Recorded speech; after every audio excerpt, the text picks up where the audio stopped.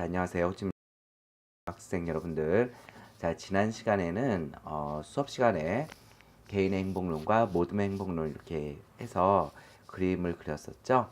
자, 이번 시간에는 그 행복을 위한 다양한 조건들, 경제적 조건, 정치적 조건, 사회, 윤리적 조건 이 세 가지가 있었는데 아마 여러분들 중에서는 그 동영상을 보시고 뒷부분을 노트하지 않으신 분들이 있을 거예요. 그 노트 하시고요. 그 다음 단원이에요. 동그라미 2번입니다. 그래서 그 다음 단원에 경제적 조건에 대해서 좀 집중적으로 배워보도록 할게요. 자, 행복의 실현 조건인 경제적 조건으로서의 질 높은 정주 환경과 경제적 안정을 여러분들은 설명하실 수 있으면 좋을 것 같습니다.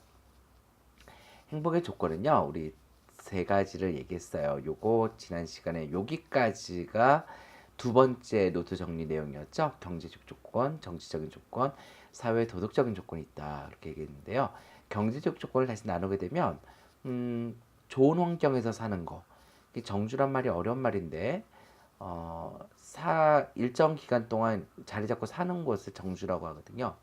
그러니까 사람들이 살고 있는 환경을 조성하는 거, 그리고 경제적으로 안정된 거.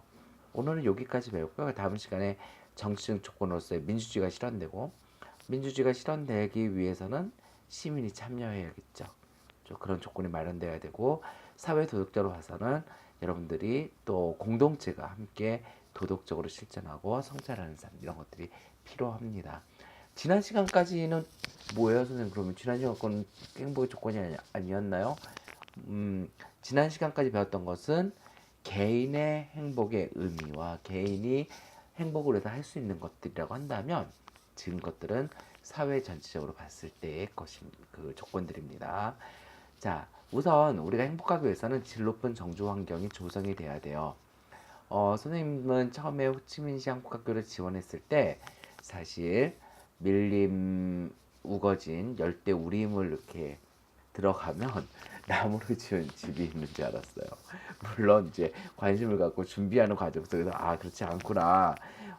또 심지어는 한국의 신도시랑 똑같다. 한국의 신도시 중에서 더 잘 돼 있다. 뭐 그런 얘기를 들었었거든요. 한국 사람들이 왜 여기 와서 자리를 잡았을까요? 그것은 아마 질 높은 정주 환경이 조성되었기 때문일 거예요. 자, 정주 환경이라고 하는 것은 일정 공간에 자리 잡고 살아가는 주거지. 이제 주거지라고 하는 것은 집을 의미하겠죠. 그리고 집 주변의 자연환경 및 교통, 통신시설. 그래서 뭐 지하철이라든지 기차, 뭐 KTX역이 가까우면은 살기가 좋잖아요. 또 교육시설, 이게 제일 우리나라에서는 굉장히 중요하죠.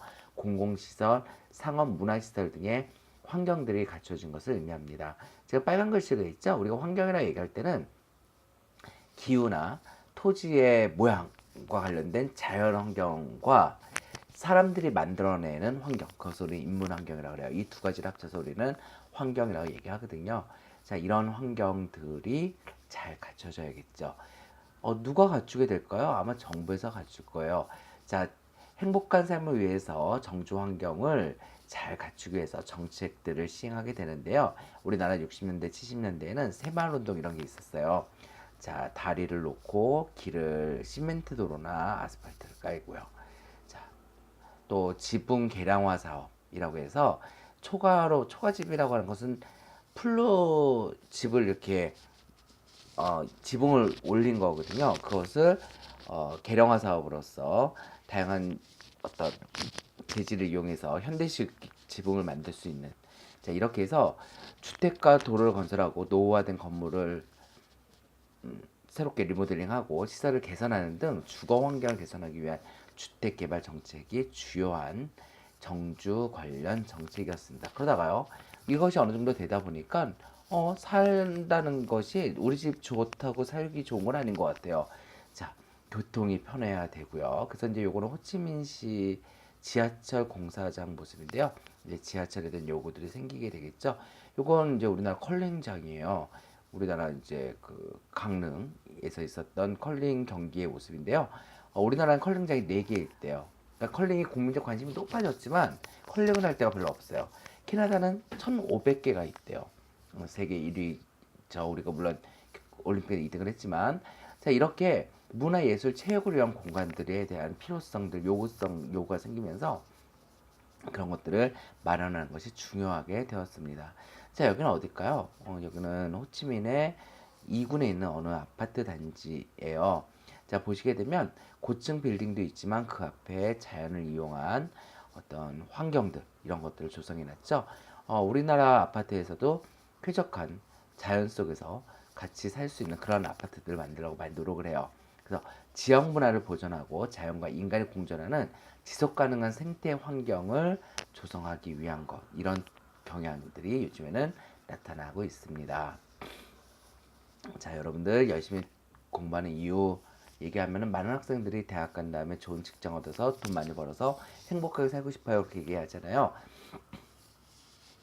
경제 성장이라고 하는 것은 행복에 있어서 대단히 중요하죠. 그래서 경제 성장으로 국민 소득이 향상될 경우 의식주 같은 기본적인 욕구가 해결이 되고, 조금 더 발전하게 되면 더 예쁜 옷, 더 비싼 옷, 더 맛있는 거를 먹고 싶어지게 되고요.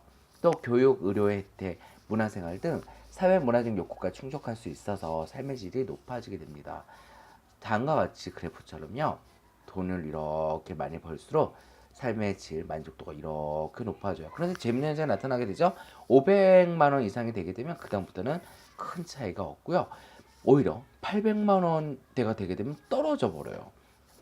이것을 통해서 우리가 알 수 있는 교훈은 뭐죠?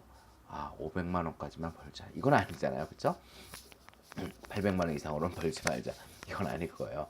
우리가 여기서 이걸 통해 알 수 있는 것은 어느 정도 경제 가 향상이 되게 되면 그다음부터는 소득 갖고 행복이 더 높아지는 것은 기대하기 어렵다는 거죠. 따라서 그다음부터는 뭐가 필요할까요? 정신적인 부분들, 이런 것들이 필요하겠죠. 자, 경제적 불안이 커지게 되면 삶의 만족도는 낮아지게 됩니다. 특히 학생들이요. 또 대학생들, 20대들이요. 과도한 경쟁으로 인한 스트레스 심하고요. 사회적 박탈감, 고용 불안정 심화에 따른 실업의 위험, 이런 거 경제적인 불안이 커지게 되면 삶의 만족도가 낮아질 수밖에 없죠. 이 그림은요, 오쿠파이 월스트리트라고 해서 월가를 점령하라라고 하는 시민들의 외침이었어요. 금융 자본들이 독점해서 1%의 사람들이 99%를 가져가게 되는, 1%의 사람들이 99%까지 아니고 너무 많은 것을 차지하게 되는 부를, 이것에 대해서 저항을 하게 된 거죠. 우리가 99%다. 우리 몫을 돌려달라. 내가 만약에 직장을 갖고 있다면 나 여기 오지 않았다. 이런 구호들을 외치면서 월가를 점령하라라고 하는 운동이 전 세계 금융 자본에 대해서 반발로 나타났었죠. 자, 이렇게 되게 되면 사회가 불안하고 행복하지 않겠죠. 그래서 정부에서는 경제적 안정을 위해서 노력해야 돼요. 지속적인 경제 성장해야 되고요. 실업 대책을 마련해서 일자리를 제공해주고 복지 제도를 강화할 필요가 있습니다. 자, 요건 복지 종합 지수 순위예요. 스위스, 네덜란드, 노르웨이, 덴마크, 잘 사는 나라들이죠. 자, 물론 잘 살지만 잘 사는 돈을 국민들에게 다시 복지 제도를 통해서 돌려주고 있어요. 그랬더니 어떤 결과가 있을까요? 자, 이것은 OECD 주요국의 행복 지수인데요. 스위스는 5위, 네덜란드는 8위, 노르웨이는 4위, 덴마크는 7위, 아이슬란드는 9위 등 상위권에 행복한 정도가 높아진 것을 볼 수 있죠. 자, 이런 것들을 통해서 우리나라 국민이 더 행복하기 위해서는 어떤 복지를 강화하고 일자리를 제공하는 등 경제 안정을 위해서 노력할 필요가 있어 보입니다. 자, 수고 많이 하셨어요.